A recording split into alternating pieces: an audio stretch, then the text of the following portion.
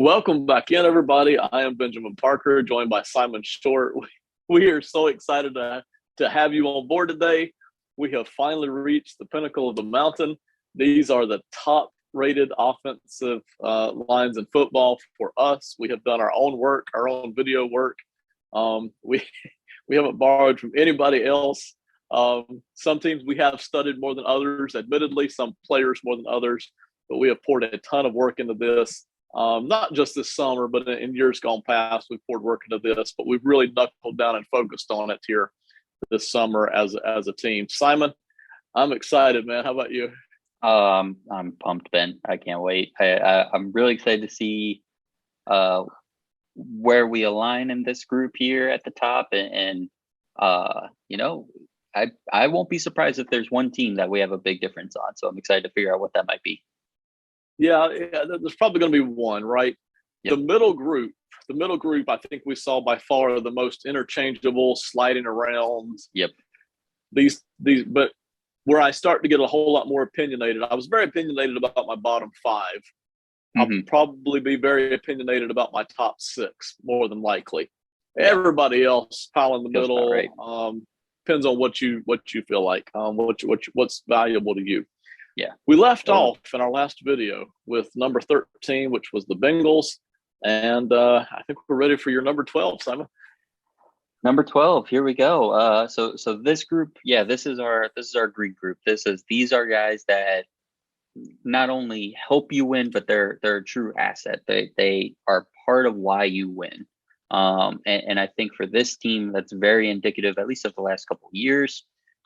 We are projecting a tiny bit, but they should not have too much of a drop off. That's the LA Rams. That's defending Super Bowl champions, who I have here at 12. Obviously, they have some roster changes that have taken place. Andrew Whitworth, obviously, I still don't know if he's actually officially turned in his papers yet, but he is all but retired at this point at left tackle. But Joseph Noteboom is a guy that, for being a backup for the 4 years that he's been there since being drafted, they gave a new contract to. So they have had complete faith that he's going to be their starter post Whitworth this whole time. So that makes me feel pretty good about it. They still have David Edwards. They still have Brian Allen. They'll have a bit of a competition at right guard between Bobby Evans and Logan Bruss. But I think to make up for the Austin Corbett leaving in free agency, I think they'll be okay with that either way. Rob Havenstein at right tackle is going to be great. You don't have to worry about him there. But this is a classic, whether it's the 49ers, whether it's, pick your other kind of plug and play team. This offensive line is going to be good because they do what they do. They know exactly what their motivations are. And yes, they have good players to boot. So this is my 13th ranked team. They could have a question mark. I could see where it might fall off a little bit, but I'm thinking this is still going to be a good offensive line. So I have them right here at 12. I agree with everything you said. And by the way, I've got them right. You're at 12. I'm at 14 on the Rams. I'm still kind of dragging them just at the top end of my middle tier, but we're basically aligned here. Rob Havenstein at right tackle is going to win most of his battles in most weeks. Definitely you have an advantage there. That's your one stud. After that, there's a fall off. Brian Allen at center, good, solid starting center here in the league. Ink him in at that spot. David Edwards, I think you can lock him in as your starter and not be looking to upgrade during the offseason. You're fine there. And then you mentioned the other two spots, the position battle with Logan Bruce and Bobby Evans. Bruce is talented enough to win that spot, but still he's a rookie, so we'll see there at the guard spot. And then I think you get to the critical spot. Andrew Whitworth is gone. You have left tackle.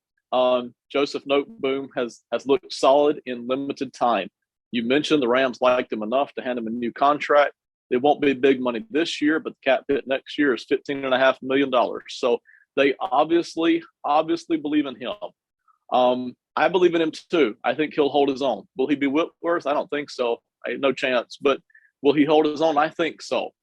But if he doesn't, if for some chance he doesn't, the left side of that line, not the left side, but the left tackle and then the guard spots. Now you have two spots. You're trying to plug two holes. And that's where you start to get into trouble against good teams. Not so much against some of the teams that they'll be playing this year, but when you start to work your way through the playoffs, then you got problems. I think they'll be fine at left tackle, but that is important. They've got to be fine at left tackle. Now, I will say this, them sitting at 14, a lot of that is faith in the Rams organization. You mentioned it. I give them the bonus here. I give them the benefit of the doubt that they're going to figure it out, that whatever they have to do scheme-wise on the entire offense, they will do. If they need to run trip bunches tight, they'll do it. If they need to run 5 wide, they're okay with that. If they need to go big, they're fine with that too. They show a willingness to be flexible with schemes and people and personnel, and I like that. So I give them the benefit of the doubt here. There's not a lot of depth here. That is one problem. If injuries start to hit, they're going to have problems. Again, maybe not the regular season, but in the playoffs, if they're having some injuries on those offensive lines, they could be having a lot of trouble. That could start to hit. So stuff to keep in mind. But yeah, I'm right there with you all the way here. Rams at 14 for me, 12 for you. Number 11 on your list. Number 11, I have the New Orleans Saints.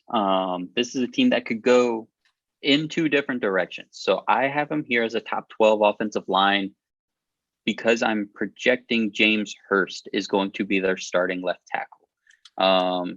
James Hurst stepped up last year in a big way with injuries to Teron Armstead and Ryan Ramczyk. He played guard, he played tackle. They gave him a new contract as well this offseason, which based on kind of what the beat writers and some national media were feeling about Hurst as the season ended and Armstead seemed to be on his way out. And then he got the contract and you think, okay, they might be gearing up for this guy to be their starting left tackle this year.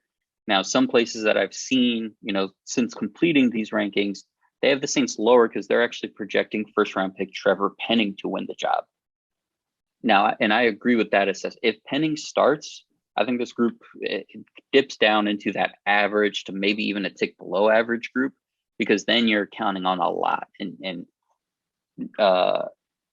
Penning, compared to guys like Charles Cross or Evan Neal or Ike Ekwonu, he has a lot more work to do to be a starting tackle in the NFL, especially considering, the other changes the Saints are going through and their quarterback situation isn't the greatest in the world or anything.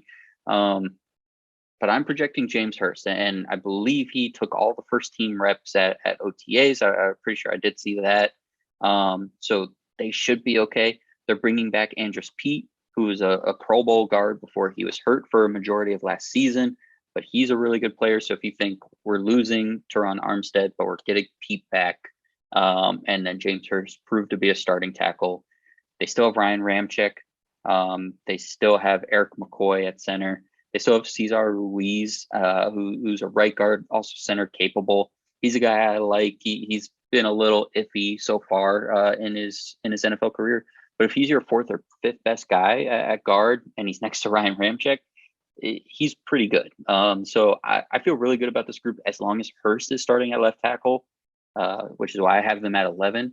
If somehow Penning ends up being the starter at tackle, then I feel much worse about this group.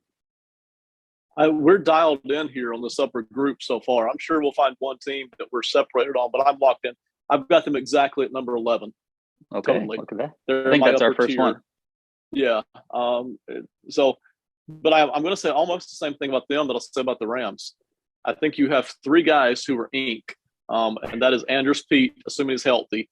I really like Peat. He's not going to dominate, but I really, really like him. Plug him in at starter if he's healthy. I like Eric McCoy at center. He's not one of the best centers in the league, but I think he locks in that starter spot. I don't think you have to worry too much about it, especially when he's playing next to Peat. And then Ryan Ramczyk is your stud at right tackle. Ramczyk definitely gives you an advantage on a lot of weeks at right tackle. You're going to have the advantage there. So that gives you 3 guys, assuming that Peat is healthy. But then that brings you to left tackle. That's kind of the key. I like what I've seen out of Hurst at times, but is he going to be good enough to hold his own? If he is, and again, he's not going to do well against the elite edge rushers. We already know that.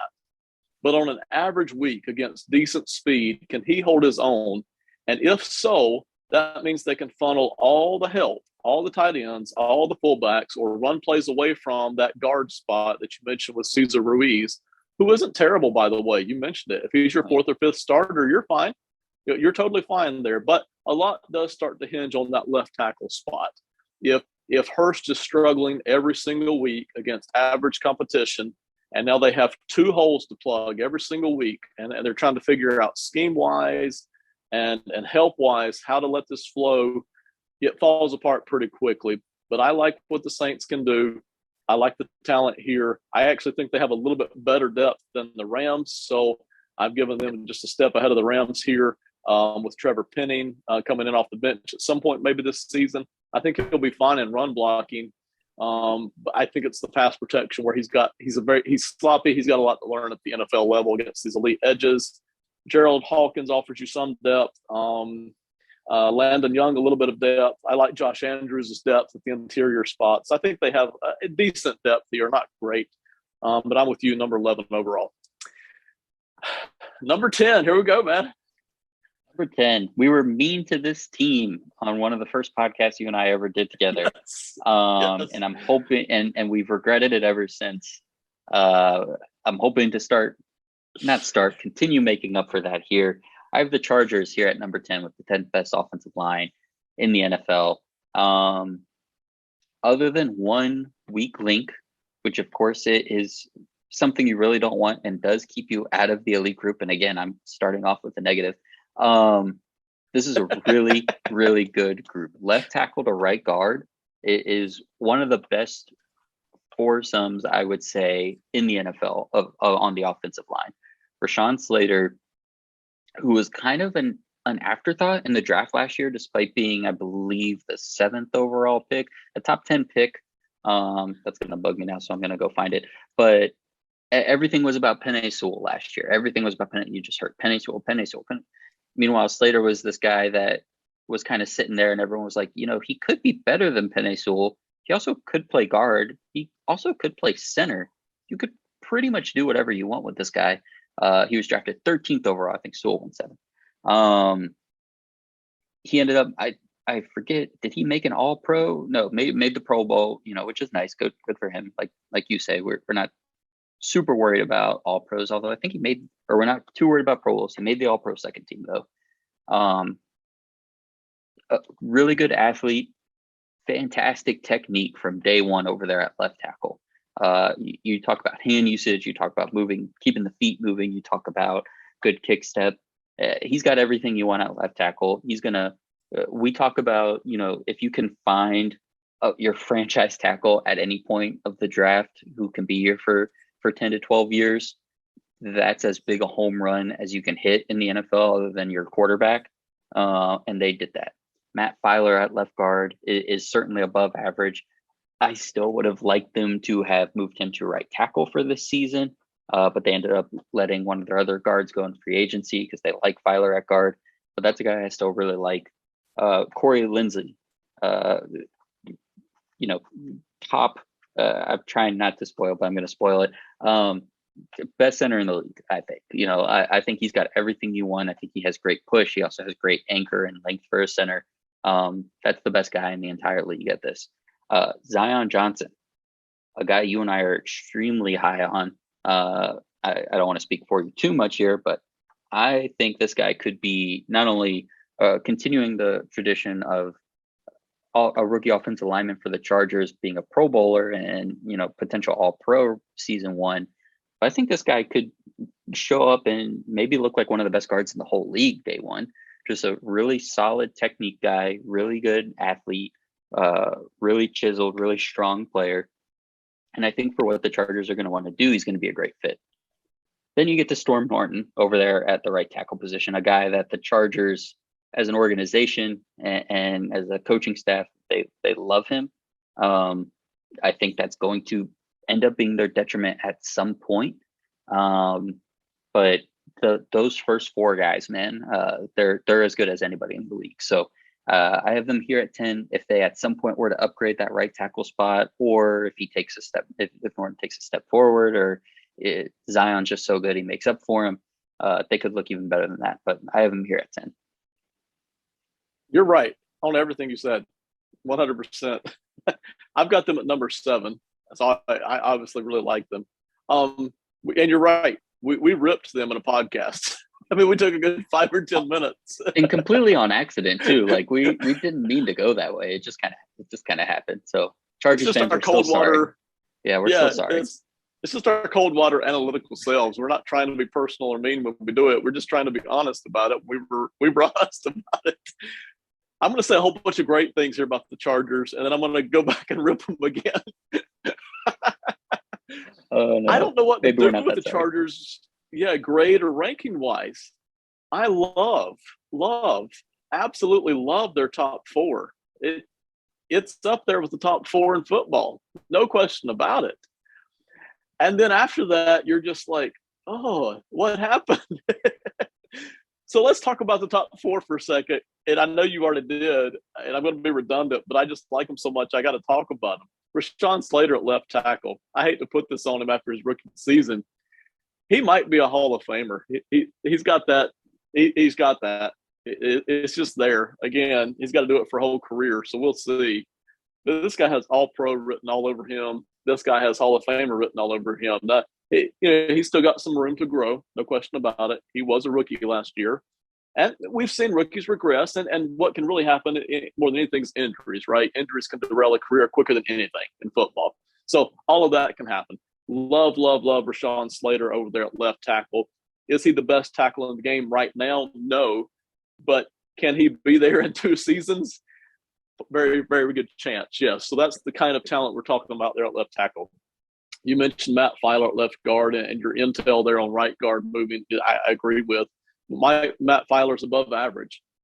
This is you're going to have an advantage there in a lot of weeks with Matt Feiler there at guard, and then you get to Corey Linsley.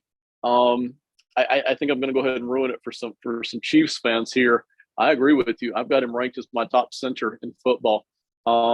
Just overall, I like what he does, and he's done it for longer than the other guys that we're looking at.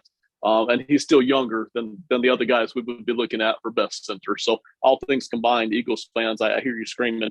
Linsley's the guy. Love Corey Linsley. He's still got room to grow and get better. There's no question about it.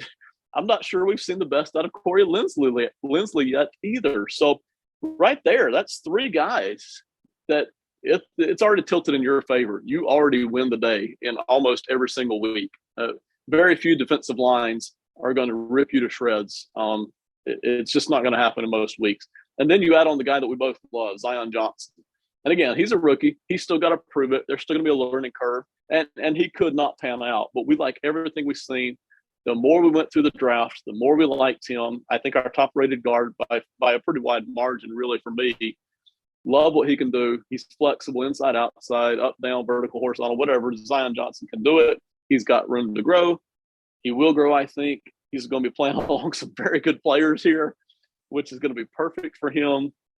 Cannot say enough good things about this top 4, especially starting right now this season. They're ready to dominate. And then moving ahead through 23, 24, 25, if the money can keep them together. This is a fantastic top 4. And then after that, there's nothing. Apparently, the Chargers see something in Storm Norton that literally nobody else sees. Nobody else has seen it yet. Maybe they're right. But I will say that doesn't bother me as much as the lack of depth. We talk about this all the time. If you've got 4 lockdown starters who can carry their weight and win their battles, that one spot, you can either run the ball away from that spot, or you can roll the quarterback away from that spot, or you just send all your tight ends and all your fullbacks to that side. So to me, that's not a big deal. What is a big deal is one injury and you're in trouble. This is where I start to rip the Chargers a little bit. It's almost, and again, I like the Chargers organization where they're at. It's almost irresponsible to have an offensive line this good and a team this good that's threatening for Super Bowls and have nothing there in terms of backups for these guys. I mean, absolutely nothing. It's a little irresponsible, quite honestly. You look over at the Ravens, they're 9 or 10 deep. You look at the Jets, they're 8 or 9 deep. You look at the Bills, they're 8 or 9 deep. I mean, and the Chargers are not. So maybe they all know something we don't. Maybe they got some secret weapons over there on the bench that we don't know about, but we haven't seen it. So Yeah. Didn't know what to do with the Chargers. On that note, I just double checked because there have been some updates here as we get ready for training camp. It seems Trey Pipkins is going to be in competition with Storm Norton at right tackle. Now again, does that make you feel that much better? Not necessarily, but at least it's not set in stone. Storm Norton's going to be the starting right tackle. Pipkins was a 3rd-round pick in 2019 from Sioux Falls, so a Division II program. The only other piece in terms of there being some additional depth, Jamari Sawyer from Georgia is a guy that I really like. He played tackle in college. Because of his size and movement ability, projects more of a guard. If they threw that guy in there at left guard and Filer over there at right tackle, I'd feel really, really good. But he slipped to the 6th round for a reason. I had a day 2 grade on him. So if he slipped all the way to the 6th round, there's a reason for that somewhere. I couldn't find an injury or anything. So maybe my projection isn't quite that good on him just yet. We'll see. Maybe it's just because, he didn't, he did play guard in college. So we'll see. But there is at least one question mark there. And then, you're not quite so sure about the depth because let's say Pipkins even wins and Storm Norton's your swing tackle. Do you want him to be one snap away from playing left tackle either behind Rashawn Slater? Not really. So you're right. The depth isn't great. I like Sawyer, but again, he went down to the 6th round for a reason. Pipkins has started a handful of games. Maybe I need to go back and watch a couple of those. We'll see. We'll see on them. But that top 4, you just echoed, gets you into the top 10 when you have those guys there. Yeah, and I've talked more about the Chargers here than I have any other team, and it's because of that top 4. And again, the weakness really at the 5th starter spot does not bother me. It's the depth. Yeah. Why they haven't signed a couple of veterans that half the other league has managed to sign and have sitting on their bench, and they haven't done that. That bothers me a lot. But if they're healthy, this is one of the best offensive lines in football. Should be one of the best offensive lines, I think. All right. That's number 10 for you. Let's get to number 9. Number 9, I have the Buffalo Bills here. I really like their starting group. I'm pretty high on Spencer Brown at right tackle. I know he's kind of a question mark for some people. Started 10 games last year, I believe. But I like what they have here from left to right. So let's pull this back up here. You got Dion Dawkins. You got Roger Saffold, who they got from Tennessee, which I thought was a bit of an underrated move through the offseason. Mitch Morse is solid at center. Here's the other projection, and this might be more where you are a little unsure than Spencer Brown, and it makes sense. But Ryan Bates, he looked good in his 4 starts that he had last year at guard, but still it was only 4 starts. So you're projecting a bit there. But I think Dion Dawkins is so good at left tackle. I think Saffold is going to be a great fit here for the Bills at left guard. Mitch Morse, what you're getting. Spencer Brown, I think, might take the kind of leap this year where we're talking about him as a top, 15, top above average tackle kind of deal. And then if Ryan Bates is even just who he showed on tape, which is just solid. He's not a liability. He fits what they want to do. You're happy with that group. So I'm pretty happy here. Depth wise, let's pull this back up for their depth. They got some names here: Greg Mays, Tommy Doyle, David Quessenberry. So they have some stuff here. That Luke Tenuta, I think, is a nice project tackle. But this top 5 for me, again, I don't really have any questions here. Bates, could go the other way, but I liked his 4 starts from last year. So that's where I have the Bills here at 9. And I've got them at number 17. This is one of the teams that was dragging from my middle tier, but I totally understand why people have them higher. I wouldn't have them in my top 10, but I understand dragging them higher. And again, we're dealing with projections. Now, to me, one of the problems with this Bills offensive line is I'm not sure that they have a dominant player on this line. Mm-hmm. And maybe they don't need one because we talked about that many times, but it's nice to have one. Yes. The Dion Dawkins, I think, comes the closest at left tackle. I think he's kind of on that fringe of being a guy who's going to win a healthy amount of battles throughout the year, but I still think he's in that fringe area of being that good or not. Roger Saffold, I agree. Saffold's got a little bit of an age question, maybe. At some point, does he fall off? But he hasn't yet. He's still pretty solid. He has fallen off from what he used to be, but he's still hanging in there. A good, solid left guard, no problem there. Mitch Morse, decent center, but not dominant. Probably not as good as what they hoped he would be when they signed him from Kansas City 2 or 3 seasons ago. So he'll hold his own, but he's not going to dominate and push people around. And then that gets to the right side of the line. Ryan Bates, Spencer Brown. There's a lot of hope, and it's very valid that these two guys can lock down the starting spots. I'm not sure that they can. I still think they have to prove that. So I think that's what's dragging down the grade for me. But I love the depth here. I think I love the depth even better than you do here for the Bills. And we mentioned that on the division videos. I like Ike Botker. I like Greg Mance coming off the bench. I like Luke Tenuta coming off the bench. But I'm not even sure these two guys shouldn't be starting. David Quesenberry at tackle and Greg Van Roten at guard. Love them as depth, and I'm okay with them at starters. So I know you want the younger guys, I would too, Bates and Brown, to win these starting jobs. No question about it. But if they don't, you have Quesenberry and Van Roten sitting right there. I think this offensive line is going to be solid all year. I don't see them slipping back, even if there is an injury. I think they're pretty much injury-proof here. I think they're good to go. I'm just not sure that they can be top 10 dominant, even if Bates and Brown do start to climb upwards. But that's where I'm at with them. Number 17 should be a good competitive offensive line all year long. Number 8 for you. So we've moved out of my B category to my top 8. This is essentially my elite 8 right here. I mean, I'll be interested to see. I think we might actually end up with the top 8, whether we have some variance within here, but we'll see. I have a pretty good feeling we have the same 8 teams. I've got one team out. Oh, man. This is going to be great. I'm getting distracted trying to figure out who it's going to be. Anyways, number 8, I have the Green Bay Packers here. That's the team. Okay. Yeah. So if all goes well for Green Bay, this is one of the best offensive lines in football. If Bakhtiari is back, if everyone else can stay healthy, and if they get a consistent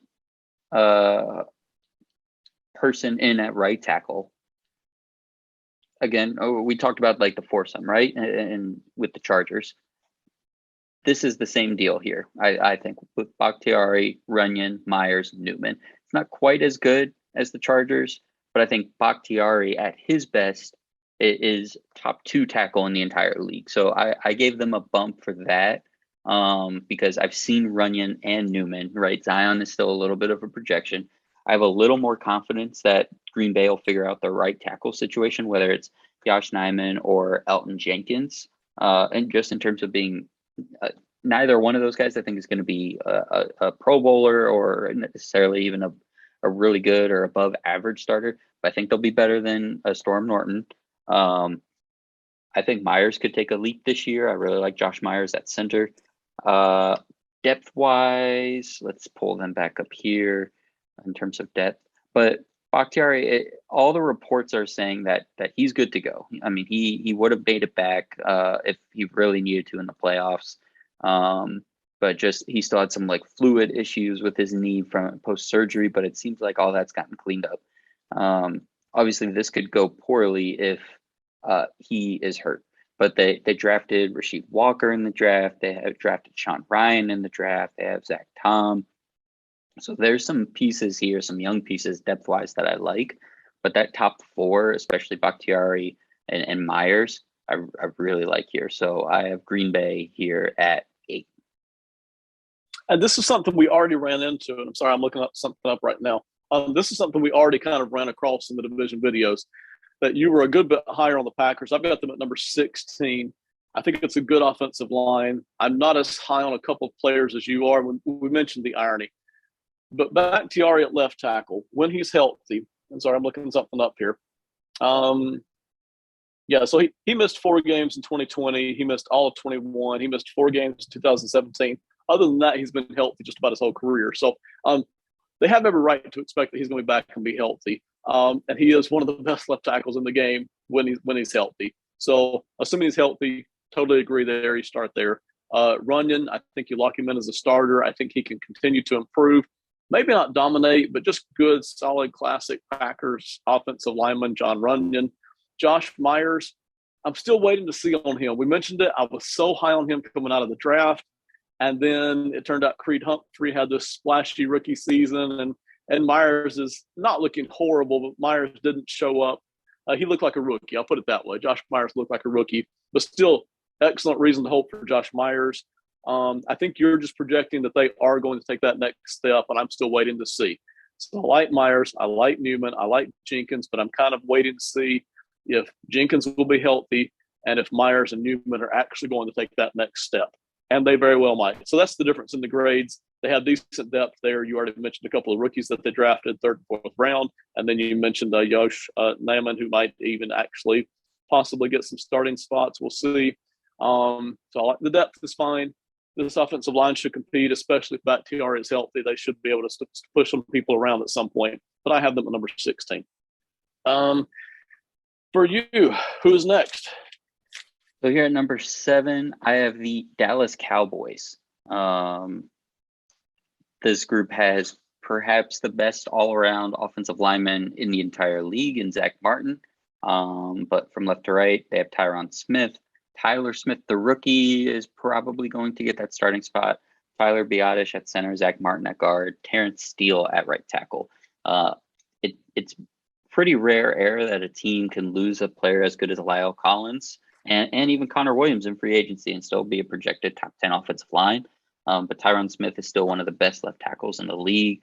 Zach Martin, as I mentioned, might be a top 3 offensive lineman in the entire league, regardless of position. And they were okay with moving on from La'el Collins because of what Terrence Steele put on tape in his starts last year. He had, let's see, how many starts did he have? Oh, goodness. Can't spell. Terrence Steele, 13 starts last year, 14 starts the year before. So this guy has played a lot and has shown he can be a starter in this league. He had very good first 2 years in the league. They're very happy. They're very okay with moving on from La'el Collins because of this guy. I think those top 3 are above average, and you have an elite guy and a very good guy. Tyler Smith, I think, is going to be a drop-off from Connor Williams at left guard.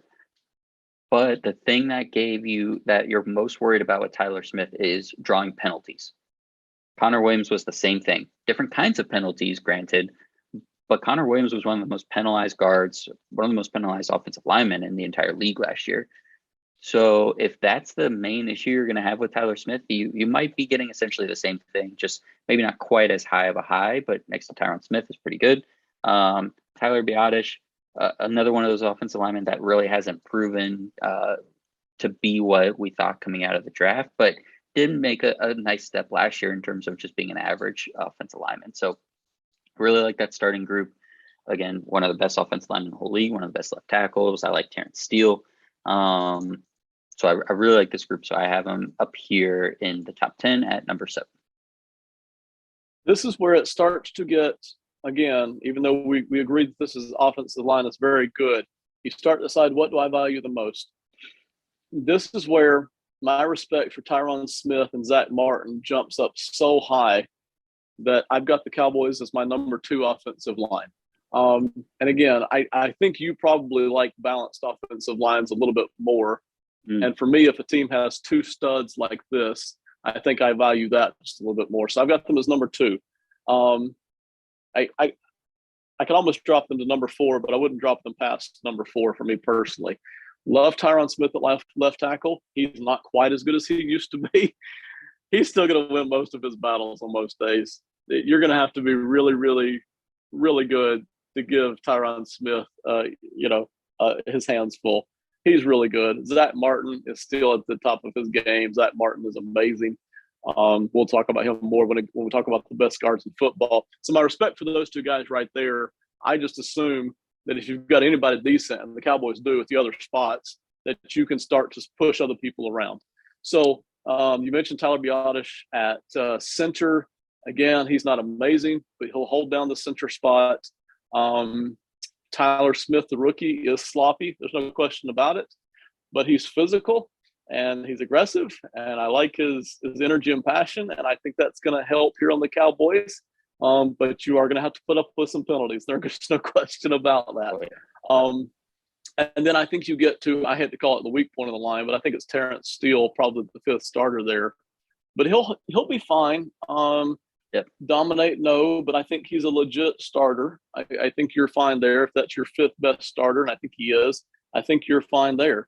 And then I think the depth is okay. You have Josh Ball, who gives you some depth. Connor McGovern, I think, is fantastic depth. If he has to come in during the season on those interior guard spots, then there's a couple more. Matt Waletzko coming in the fifth round. So their depth is okay. It's fine. To me, my thinking is this: Smith and Martin are just so good. They are so much above the average, so much above the norm. And then you add in two more guys who can kind of hold their own. That really starts to allow you. You're dictating things to the defensive line now, not the other way around. You are deciding where you're going to put the pressure. You are deciding where you're going to put the help, and the defensive line is not dictating to you. So, and again, that's respect I have for them. So that's why I've got them ranked number 2, and you are at number 7. So, anything else in the Cowboys before we move on? I know that's a pretty prominent team right there. Yeah, I mean, it is just interesting to see, where those value things come in, and this is how we get kind of nitpicky here at the top. So, man, I'm excited. Let's hit number 6 because I want to see where else. Every time I think we're going to end up being the same, we end up being a little bit different. So this will be interesting. Here at 6, I have the Tampa Bay Buccaneers. I like their group a lot. There's some things I have some questions on, including depth, which is one of the things for you. So that'll be interesting to see how you feel. But left to right, Donovan Smith, Aaron Stinney, go Dukes, Ryan Jensen, Shaq Mason, Tristan Wirfs. Tristan Wirfs was an all-pro last year. I mean, that's one of the best tackles in the league. Donovan Smith, a very, very good tackle on the other side. Ryan Jensen, top 10 center still probably. I think he's a bit overrated. I think there's some things in terms of balance and technique people don't really see. People see the long red hair and the physicality and the fights, and think he's one of the best guys in the whole league. I think he's very good. And I do like all of that stuff, but I think there's some things that people don't necessarily see. Aaron Stinney has his good things. He has his bad things. Doesn't always play well on balance. Tends to play with his head down, which hurts him a little bit. My big question mark, and I've gone back and forth the whole process here, is Shaq Mason at right guard. What version of Shaq Mason are they going to get? Because this was a guy for a long time, was a very, very good offensive lineman for the Patriots. Then in 2020, hit a really down year. He played in 13 games, started 13 games. That's the second least starts that he's played since his rookie year in 2015. And it just did not look like himself the whole season. Last year in 2021, on tape, I see good things. I don't see great things. And obviously the Patriots were willing to trade him and didn't really get much for him. So that is kind of a red flag for me. Bill Belichick, famous for, move on from a guy a year early rather than a year late. So what version of Shaq Mason are we getting? That's the interesting thing for me. I thought he was I think he's still good in the run game. I think he's still physical, still gets a good push. I've always loved the fact that despite the guy is barely 6'1" is what he's listed at, so he's probably barely 6 feet tall. He's regularly pancaking defensive linemen. So I do love that. I think that size and that just strength and physicality is catching up to him in terms of his anchor and pass pro. There's a lot of times in the Patriots games last year, and again, they value pass blocking more, where he's getting backed up into the quarterback very often. The pocket definitely kind of collapses around him. Because he has good technique, plays with good footwork, he can, keep his feet moving, keep readjusting, keep doing the hop steps and everything to get his anchor back. But I just wonder, is this going to be the year that it kind of goes back to 2020 Shaq Mason? I say all that. And if we get last year's Shaq Mason and he's still like, hey, a really good run blocker and can make it work in pass pro, this is a great group. And I still think even if not, it's still a great group because those tackles are both so good, and Jensen does exactly what Brady needs him to do. So I have Tampa Bay here at 6. This is my number one offensive line. Okay. And I know why we're different. I know exactly why. There's two reasons, but let me work my way through it. First of all, at center, everything you said about Ryan Jensen is true, 100%. I'm not even touch that. He's a good, solid top 10, lock it in, start in center. But he's usually, in spite of his the attention that he gets, he's usually not just going to dominate and destroy people. He's good, and he's going to win probably more than half his battles. All of that is true. And then you get to, is Aaron Stinnie the starter, or is there any chance at all Luke Goedeke gets there? Probably not. Do they move anybody else there, or is it going to be Stinnie? No matter who they move in, though, that's the weak spot on the line, right? So those are the two uglies. For me, I've got Donovan Smith as a stud at left tackle. I think that gives you an advantage on most weeks. And then Tristan Wirfs, of course, gives you the advantage at right tackle. I think you're starting to get to where you can push people around now. Jensen is solid. The two tackles are going to win by far most of their battles. It's just a question now of just how good are they? Are they number 6 or 7, or are they number 1? And that brings us to Shaq Mason. And your questions about him are spot on. I'm assuming we're going to get the Shaq Mason that we saw before, for years and years. I'm assuming the Patriots missed Shaq Mason, and that really the only reason they let him go is because of money reasons. But you're right. We have seen versions of Shaq Mason that are a lot less than dominant. They're not horrible, but they're a lot less than dominant. So as I grade them the number one offensive line in the league, I'm assuming that Shaq Mason is going to fit right back in here with some other very good players, and that we, for the most part, are going to get the version we have seen for most of his career. But if that doesn't happen, for sure, this team starts to scale back a little bit. And instead of being the number 1, the bully, they start to being just very good. And that would put them in the 6, 7 category. So those are the reasons for the difference. Depth, not great. One injury, and things start to fall off really fast here. So they better hope they don't have a lot of injuries, because the depth is decent, but those starters are just so good. It's not that they don't have depth. They do. It's just that those starters are so good. There's a huge drop-off. If Smith or Wirfs or even Jensen gets injured, there's a very big drop-off here. So assuming they're healthy, assuming we get the version of Mason we're used to getting, I've got the Buccaneers at number 1. And now we're in your top 5. Yep, here we're in our top 5. I have at number 5 the Indianapolis Colts. I think left to right, this is one of the more cohesive groups, despite the fact that they're going to have 2 technically new starters on their roster this year. Starting probably at left tackle is Matt Pryor, who has started a handful of games at a number of positions for them over the last couple of years. This is one of those offensive lines similar to the Rams, where if you've been around and you've been in it, you can plug in anywhere and be an asset. So Joseph Noteboom, we're pretty sure, because of the handful of games we've seen him start, is just going to come right in and be good. Matt Pryor is the same way for me. I think he's really good, actually. I think that if they can get out of this year and get him on a long-term deal, they're going to be very happy. Whether he's left tackle or a right guard in the future, we'll see. But Matt Pryor there next to Quentin Nelson, another elite offensive lineman. Ryan Kelly, an elite offensive lineman. Danny Pinter at right guard is the question mark. So we'll kind of see what that is. But Braden Smith, a guy that you are very high on, that I'm high on. He's very good, but I know you really like him a lot. But Pinter is going to be the who is he? He started 4 games in the last 2 years, 5th round draft pick out of Ball State. So not a high pedigree guy, but this is one of those groups that if you stick around here for a while, you know what you're doing. I feel like they can rotate a bunch of different people in, as long as, like you've been saying, you have that core 3. This is one of those offensive lines that I think that really works with based on what they do and how they play. And I'm really high on Matt Pryor. I think he's going to be an above average left tackle already. So I have the Colts here at number 5.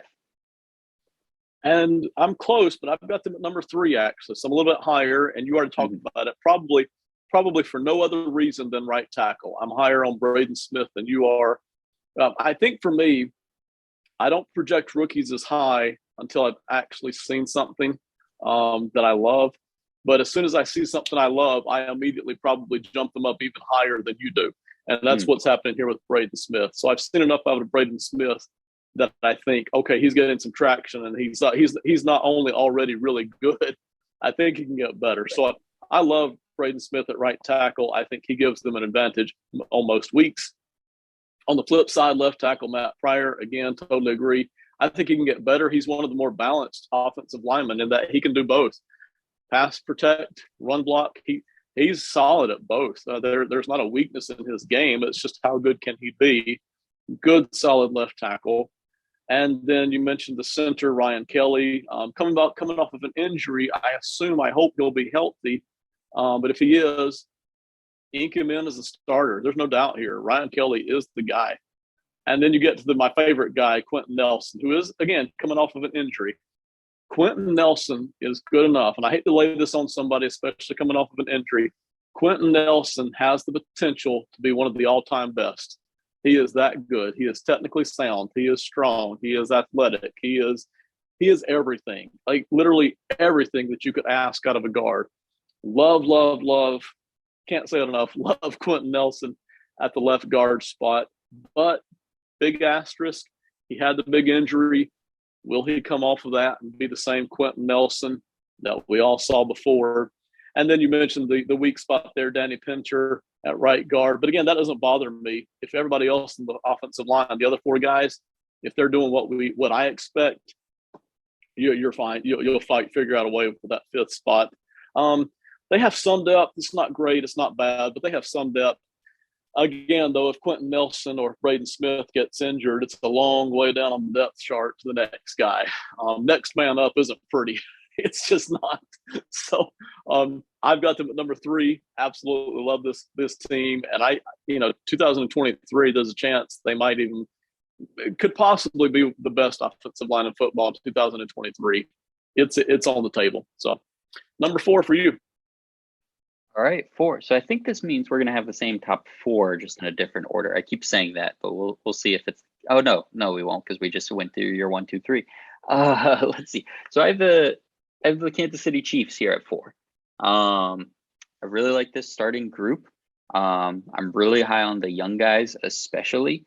I know I'm a little higher on Orlando Brown than you are, and it's probably just because I'm still thinking about Baltimore Raven Orlando Brown and what he did there, because his run blocking is still some of the best among tackles in the league. The physicality he plays with, the strength he plays with, his movement in the run game is really strong. We've talked about it before. His struggles going to left tackle and in a more pass-heavy scheme hasn't been great for him. Now, it is going to be some kind of different offense for Kansas City. Is that really going to affect the offensive line? Maybe not. We'll see, but that'll be interesting to kind of follow. But I mean, Joe Thuney, one of the most solid left guards you can get. Creed Humphrey, I think, could vault his way into top center contention this year. Trey Smith is a guy we both really, really like. They got him in the 6th round. That's huge. And then right tackle is a bit of a question.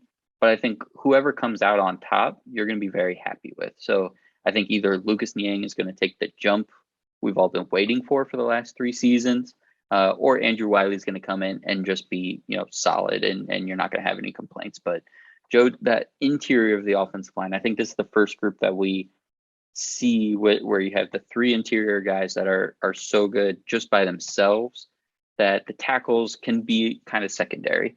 So I have Kansas City here at 4 for that reason. I've got them at number 6. I have studied more tape on the Chiefs over the past 2 to 3 seasons than I have any other person, any other team, anything. You name it, I've studied it. I'm fixing to start with the beautiful here and say some wonderful things about them. And then I'm going to go Chargers route here and just rip them to shreds. But keep in mind, I do have this as the 6th best offensive line here. So this offensive line is going to be very good. Some weeks they are going to push people around. I think there's depending on what the wide receiver core can do, what defenses are doing in the secondary might determine how dominant they can be. But anyway, this is a very good offensive line. Starting with Joe Thuney. Love Joe Thuney. Probably not a Hall of Fame player. I don't think he's elite cream of the crop guy, but this is a lock-in Pro Bowl level, wins most of his battles, lunch pail plus talent kind of a guy. Love Joe Thuney to death. He's not always dominant, but he's always good. Always in the run game, in the passing game to a degree as well. Love Joe Thuney. Anybody playing alongside Thuney is going to get help. I think I saw Thuney help more people last year than I've ever seen an offensive line help somebody else. Offensive lineman help somebody else. Thuney just really works well in all areas of the game. So again, he's not elite level dominant. This is a very good player in every aspect. Creed Humphrey. Really like him at center. I don't think I'm as high on him as the rest of the world seems to be, but I really like him. The Chiefs have a definite, distinct advantage there at center. He's fantastic in run blocking. He holds his own in pass protection. Creed Humphrey definitely gives the Chiefs an advantage. The most talented guy on the offensive line is Trey Smith at right guard. By far, nobody has more talent than this guy, but he still has to live up to it. At times he's dominant. At times he's a bully. At times he just destroys people, pancakes people, puts them on the ground.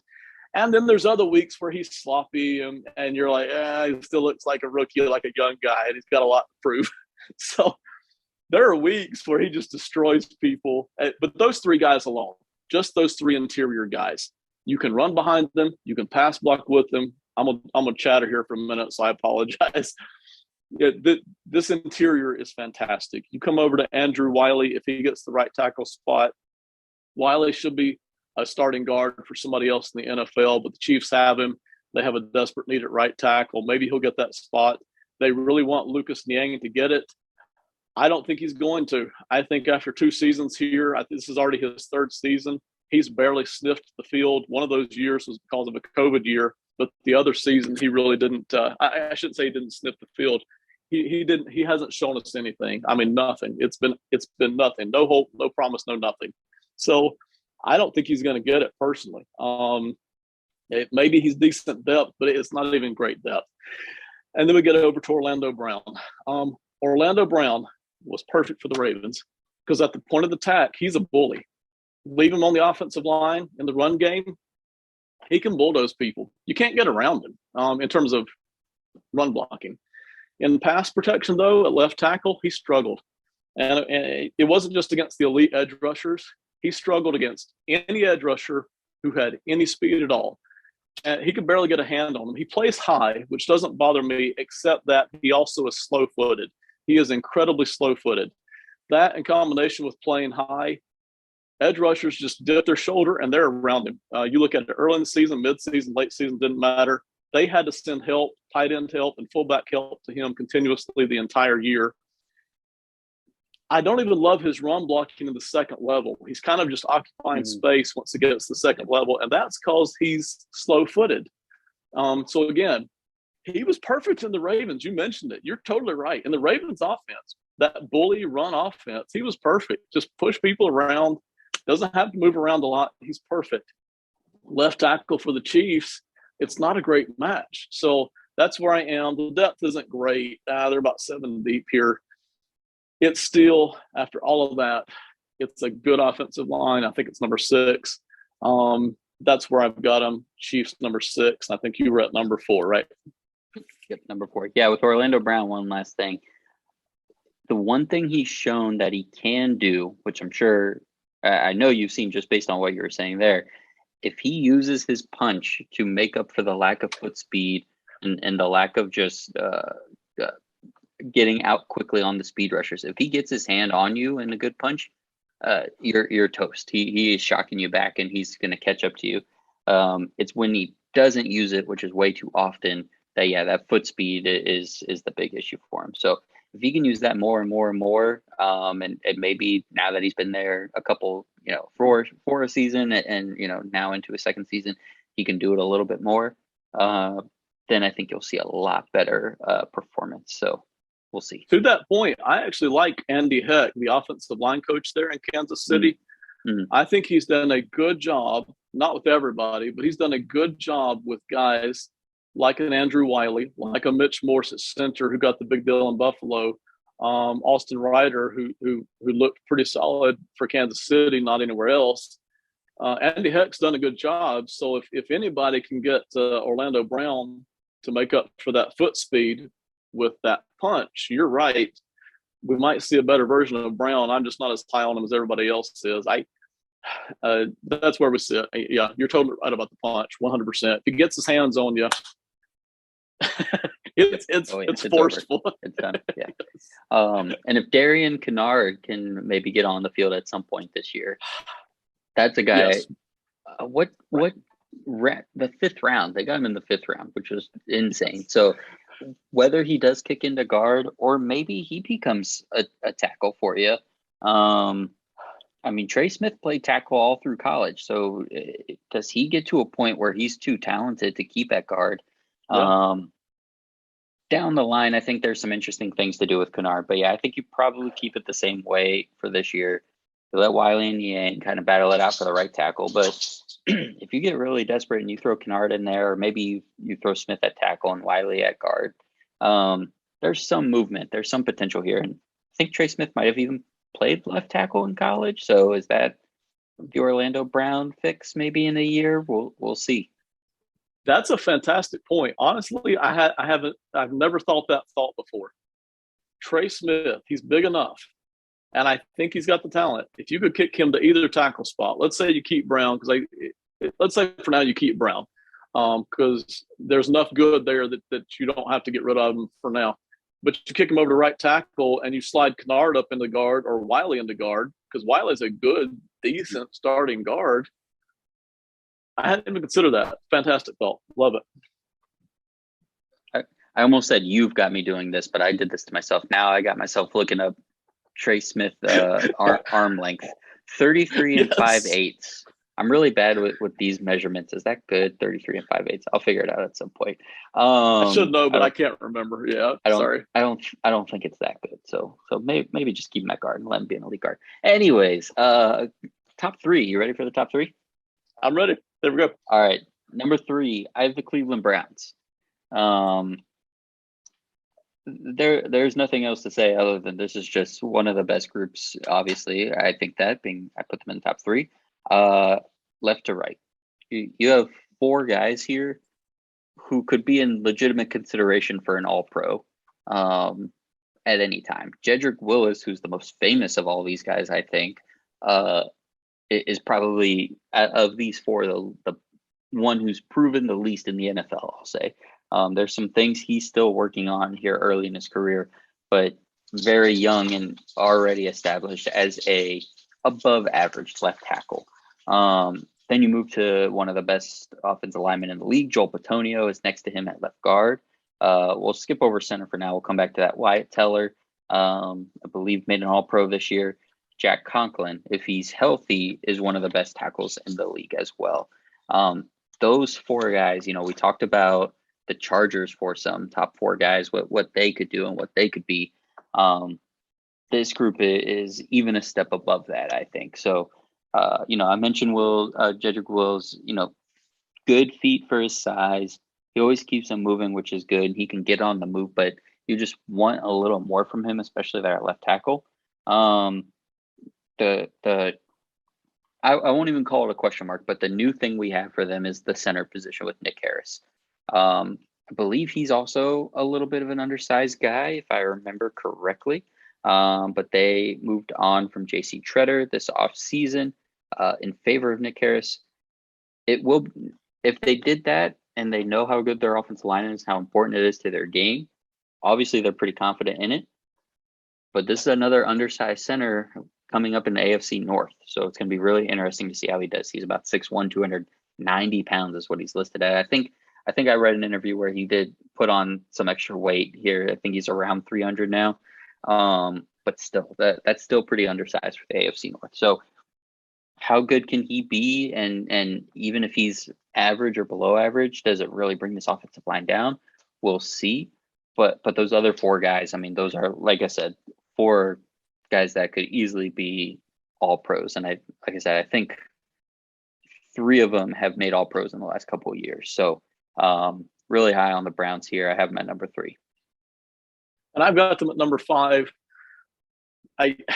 Based on what we've talked about with the Cowboys and the Buccaneers, if Shaq Mason isn't quite ready to go, if Tyler Smith for the Cowboys is looking a whole lot worse than they're hoping he does, it's the Browns you move up the list. That's the team. There's no question about it. So you're at 3, I'm at 5.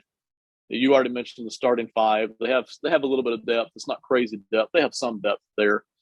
This starting 5 the starting 5 is going to mash you around. Starting with Bitonio, of course. I think at the moment he's the best of them. He's the best. He's the legend right there.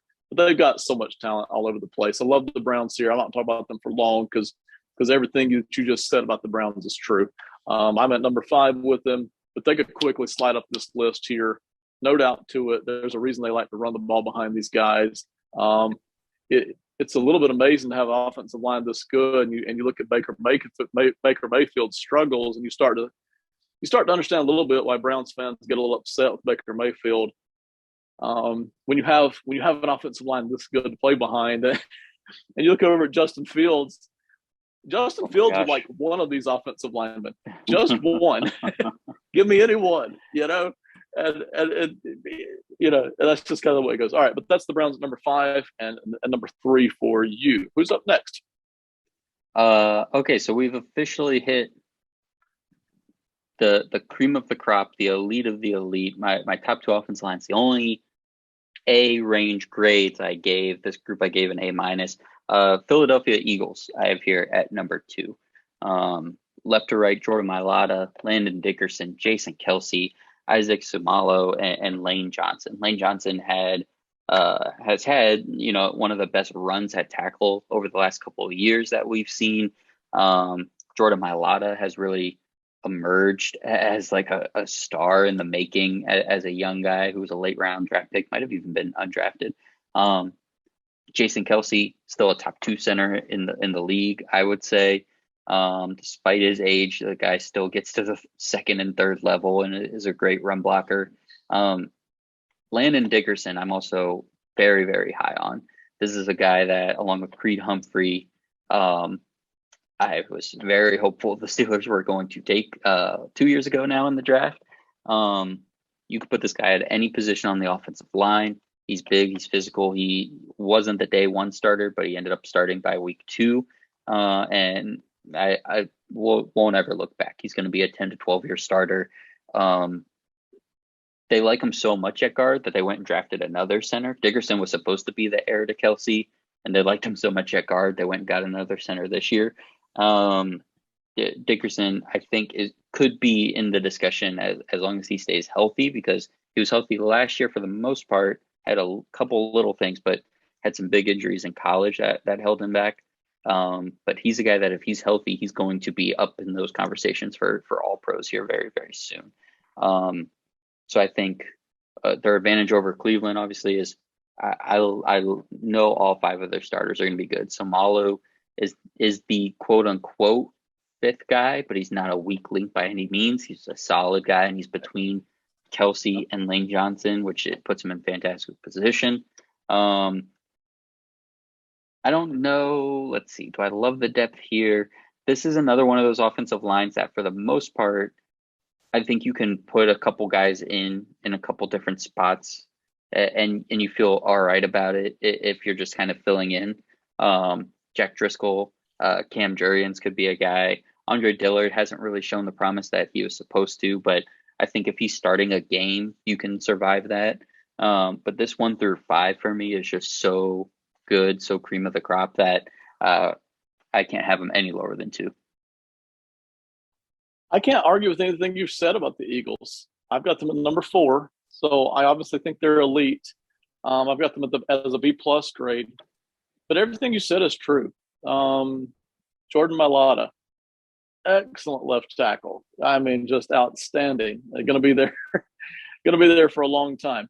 The only thing, we start to go through this with Seumalo and Kelce and Dickerson. They've already gone through it with Brandon Brooks. The only hiccup here is age and injuries. That's the only thing.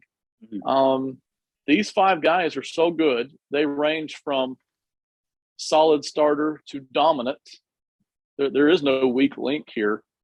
But age and injury, does it start kicking in with Kelsey, Samalo, Dickerson, not age, but injury? And then, of course, they've already had the bad luck there with Brandon Brooks in terms of some of the stuff they've gone through. That's the only thing that could derail this. Because you mentioned they have some depth, but the starting 5 are so good that the depth couldn't possibly. Yep. When you say next man up, it's a joke. Like, none of these guys could possibly even come close to kind of filling in for the starting 5. So, love the starting 5. Can't say enough good things about it. But that is something to keep an eye on. And Eagles fans know that better than anybody because they've had to face that the past couple of seasons. Age and injury could kick in here for several different players. That's your number 2. I know who your number 1 is. We'll see if the audience is keeping up, but go ahead and give it to us. Number 1. This is a big deal, man. This is huge. I have some Lions fans in my life. The Detroit Lions, I have as the best offensive line in the NFL. I don't know when the last time they were the best at anything in the NFL was. I think this is going to be a big year for them. Not only did they finish off really strong as a group last year, they're all together. They're decent age-wise. They got some young guys on there that you can assume are just going to get better. Penei Sewell being one of them, Jonah Jackson being another, Taylor Decker, probably a top 10 to 12 tackle, Frank Ragnow, definitely in the top, 5-6 centers. Man, when we did that NFC North pod, I got his pronunciation down. I'm not going to do it. H. Vitae Halapuavati, I think is what I said last time. I think I got it. Those 5 I feel really, really good about. And then if Matt Nelson at tackle has to start for a game or 2, you don't feel too bad about that, especially because you can put Sewell at guard if you need to and do that. I think Logan Stenberg is a guy that could play a little bit. Obinna Eze, I believe, where did he come from? But that's a guy that, as a project tackle, can be pretty good, I think. Let's see, where did he come from? TCU. So I think that's a project guy, but I think there's some depth there. They're still showing some investment in the position. But like I said, I think those 5, 1 through 5, between age, skill level, the way they play, is the very best group in the entire league. So Detroit Lions, congratulations, number 1 in the NFL in offensive line. And nothing you say there surprises me. It's amazing that we're even having this discussion about the Lions. We were already kind of surprised that the Jets had moved this far up the list. Yep. But the Lions are farther up. I've got the Lions at number 8. And this is where my and your value system starting to switch a little bit. Because I know you love the balanced 5, and I prefer 2 studs. They kind of have 2 studs with Taylor Decker and Frank Ragnow. To me, those guys are on the fringe of that elite group. They're going to win most of their battles. I don't quite have them as far up the list to just – I'll put it this way. I don't have the same value on them as I have for the Cowboys with the Cowboys left tackle and Zach Martin. Yeah, Tyron Smith and Zach Martin. Yeah, exactly. So, but I've still got them at number 8. And it's amazing that we're even having this discussion at all. But you mentioned there's no weak links here. We know who the 5 starters are. Jonah Jackson would be the weak link, but he doesn't look weak. Nope. This guy, we know he can run block. I expect him to get better in pass blocking. Taylor Decker, locked down at left tackle. Frank Ragnow, locked down at center. Vitae, Vitae is your lunch pail guy, but you're not going to push Vitae around. And then there's Penei Sewell, who may can get to that all-pro level. Everybody knows it. We're just waiting on him to do it. Right. And the very second he does it, the very second he does it, that's when this offensive line for me shoots up from number 8 all the way up to wherever he takes them. And again, the depth isn't great, but there's probably 2 or 3 guys there that you can pull some starts out of if you got to. So it's amazing that we're talking about the Lions in this regard. but we are. I'm at 8, you're at 1, little bit different value systems there, but it's fantastic. Great job here by the Lions to start to pull out of some really awful things. Just last season, actually, it's just been a few months ago. So, yeah. Yeah. Anything else to this add team on the still Lions won like 3 games last year. Just Yeah. the fact that we can talk about Decker and Jackson and Ragnow and Vitae, and then say, oh yeah, and they've got this second-year guy who was one of the best tackle prospects of the last like 5 years. Like, yeah, Right. by the way, that guy's there. If Sewell is even 80% of as good as he was projected to be in the draft, this is a scary group for a while. And I don't know. I mean, Vitae might be the oldest guy on this group, and if everyone's at their max potential, he's your 5th best player. And the investment that they've shown in the position, both financially and draft asset wise, I have, and based on the way they want to play, head coach Dan Campbell, the way he's going after things, I have full confidence that they're going to keep adding to this group to make sure it's in good shape. So I expect this group to kind of keep rolling here. I think this is where I kind of gave them that edge over the Eagles. Like you said, the Eagles could fall apart. Those top 5 guys, if you just do it on talent alone, maybe their top 5 is even better than Detroit's top 5. I'd have to really think about that. I think I still lean Detroit, but Detroit, these guys are in their prime or they're young. Jonah Jackson's in his 3rd season. Sewell's going to be in his 2nd season. Decker and Ragnow are in their primes. You got to feel real good about the direction this group is going in. Totally agree. You and I love the roster building side of it. Lions have done an excellent job here. They've even got a little bit, not a lot, a little bit of pipeline offensive lines on the bench here with Logan Stenberg that they're still waiting to see, maybe Evan Brown to a degree. But if they start mixing in more draft picks next offseason, I'm not talking about all their first rounders, but 3rd rounder here, 5th rounder there, you create that pipeline. You've got your starting 5. You mentioned it. If everybody's playing at their max, Vitae is the weak link, and he ain't going anywhere. I mean, he's dialed in. So hey, there's a lot of up potential here for the Lions, and we've already got them ranked pretty good. You're at 1, I'm at 8. So for sure.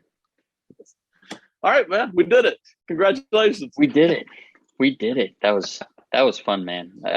It was an undertaking. I was a little nervous when you first said you wanted to do it, but I had a blast, man. So anybody that has watched all of these, I hope you enjoyed it half as much as we did. Yeah, absolutely. And by the way, we're literally, it's almost 1 o'clock here on the East Coast. We're about to turn around and do the top 5 centers in football right now. And then probably in a week or 2 after that, we'll do the 10 best guards, 10 best tackles. And so there's more to come, taking you all the way into football season. Yeah. All right, we're done. I would do some advertising, but I think I'm done with it. Thank you, everybody. Have a great one. We'll see you next time. Let me find the off button here for the recording. And Simon, appreciate it. Goodbye, everybody. Thank you. Thanks, Ben. Appreciate it.